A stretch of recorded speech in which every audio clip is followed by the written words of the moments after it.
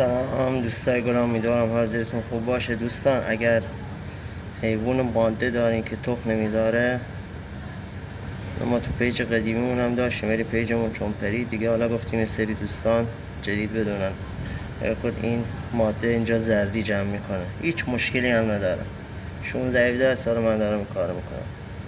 ببینین دقیقا نگاه کنین، زردی که تو مجراش جمع شده و نمیذاره ماده مس بشه. نگاه کنین، ببینین چرا زردی در اومد،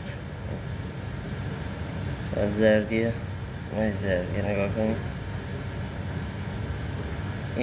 اینو تازه این ماده به 3 روز تخم میذاره. به اصلی ترین جاش نگاه کنین،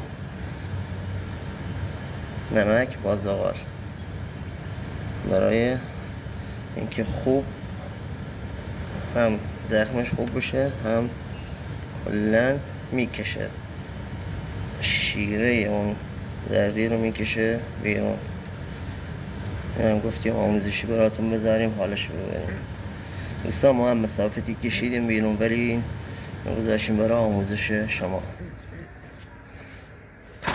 مهدی داری یا حق